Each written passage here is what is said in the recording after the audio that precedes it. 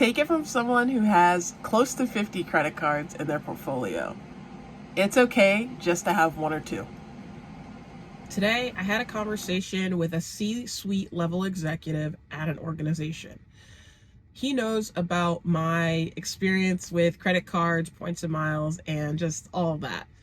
What he wanted me to do was take a look at the cards that he currently has today and really try to figure out a way to optimize that based on his current travel needs. The three cards this person has are the City Advantage Executive Card, which he mentioned he pays a $350 annual fee for, but upon looking online, this card today has an annual fee of $595. Next, he has the United Mileage Credit Card from Chase, which has a $95 annual fee. Ultimately, he told me he got this card because of the marketing and the flight attendants just announcing the card during one of his most recent flights. And then lastly, he has the JetBlue Plus card offered from Barclays. This card has a $99 annual fee. Previous video, most people truly only use 1 to maybe 3 credit cards, period. And this is a really great example. These are the only 3 cards he has to date. Today, he mentioned that he truly only uses the American Airlines card for everything. He doesn't spend money on really any of the other cards outside of, when he's actually on a JetBlue flight, for example.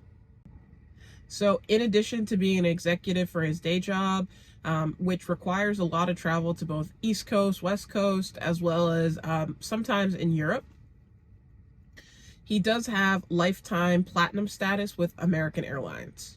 As you can imagine, being an executive for a company, this does require a lot of travel time. So he does spend a lot of time in the airport, and he would prefer to do that in lounges. Now, this conversation came to me because he was recently traveling for work, and despite having access to the Admiral's Club Lounge, he wasn't traveling on American that day, and he was ultimately denied access to the lounge. Now, you can imagine being an executive, he probably doesn't get told no often, and from my understanding, this is something that he's experienced a few times in the past. So he quote unquote told me, am I doing something wrong? And what I wanted to do was just provide him with the best possible solutions. And yeah, so the 3 cards he has: the super expensive American Executive Card, the mid-grade of the United card, and then the mid-grade of the JetBlue card. It's about $800 in annual fees, but like I said, he wasn't sure what he was paying on that City Executive Card. He had mentioned something about $350, and just going back in history, this card many years ago did have a very low annual, or going back in time, this executive card did have a $300-ish annual fee, but over the years that has gradually increased to that $595 figure. So I'm gonna assume he's paying $600. He's, like I said, his goals are 1, to get lounge access just as a place to take phone calls in between flights and things like that, and 2, today he's mostly traveling on American Airlines as well as JetBlue when he's doing all of his trips. Most of the trips he's also performing are booked through his company, so there's no way that he's going to get additional perks or anything like that from booking on a personal card. All of that gets handled on a company expense card or company credit card. I wasn't quite sure. I didn't ask. I'm Key, and my channel is called keyKEYadventures. I predominantly use points and miles and credit cards to help me go on some amazing adventures. The purpose of my channel is to share with you the mistakes I've made along my 5+ years of utilizing credit cards, so you don't have to make the same mistakes that I did. But also, I want to share with you my future travel goals. So if you haven't already, please be sure to subscribe to my channel and enjoy the rest of the video. Thank you. So what I recommended was a couple of different things. 1, I want him to attempt to do a status match from his lifetime American Airlines Platinum status over to JetBlue, because his travel, like I mentioned, has changed and he's doing more flights with JetBlue.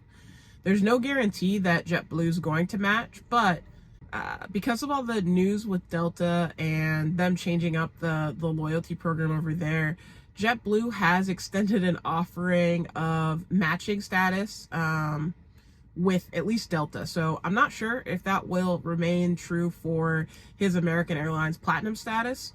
So we'll see. This year he does have Executive Platinum with American Airlines. So I'm hoping that because that is truly the top status of American, that maybe they'll match him over to at least Mosaic 3 or maybe even Mosaic 4. Again, no guarantees there. And I was very clear that, you know, this is just a potential route. If they do match him over to Mosaic 4, I really hope that they do. He would be able to get 2 upgrade to Mint certificates. He mentioned doing a lot of travel to Europe as well as just, you know, coast to coast and things like that. So it would definitely be beneficial for him to, you know, book as he's normally booking through his company. And then using those certificates to upgrade anytime that he's maybe not automatically upgraded due to status. I recommended he actually cancel the American Airlines executive card that he has. This will save him between $350 and close to $600 in annual fees. Next, I also recommended he cancel the United mileage card because he truly just got upsold, and he was willing to admit that, you know, he'll use the miles because they'll never expire, but he doesn't really need the card. In the past 2 years, he hasn't really traveled using United, so there's really no benefit for him keeping the card, and, you know, it really just gets a free check bag. And I believe it comes with a couple of United Club passes as well, but, you know, not the end of the world if he's not using United. So for most people, the card that I always like to recommend is the City Premier card, just because that's a great everyday card. It has a $95 annual fee, and you get 3 points per dollar on just about everything. The City Premier card does have the opportunity to transfer those points out to various transfer partners, including JetBlue. But again, he does have a good stash of JetBlue miles in his account due to getting that JetBlue card approximately, you know, a year plus ago. But he's not a, you know, but because this person is an executive, I did not want to recommend the City Premier card. Instead, his goal is truly to access lounges and really just have more of a luxurious type of experience in the airport, since he does have to travel so frequently. In my opinion, the Chase Sapphire Reserve card is the card for him, because his home airport does happen to have a Sapphire lounge. His home airport does happen to have a Sapphire lounge, but also some priority pass type lounges as well.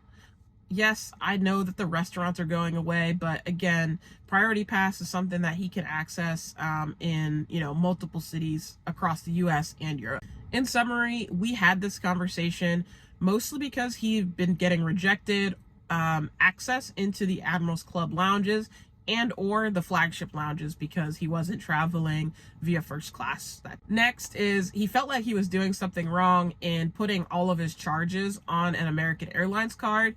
He already has lifetime platinum status with American, and, you know, he just didn't understand, you know, why he was really doing that.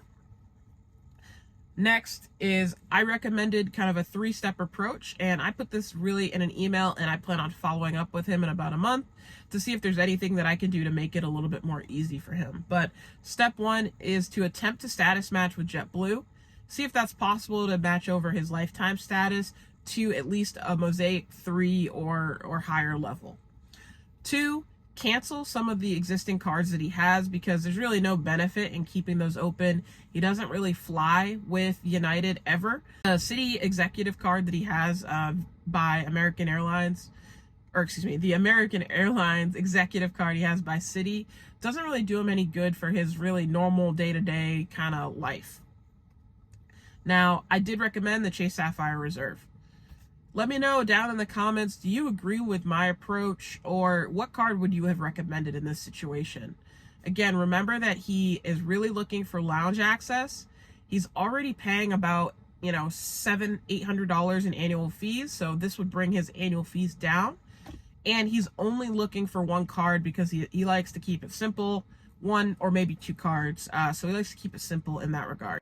If you haven't already, please subscribe to my channel. I'll do things like this as I have these conversations with not only executives, but regular folks like you and I as well.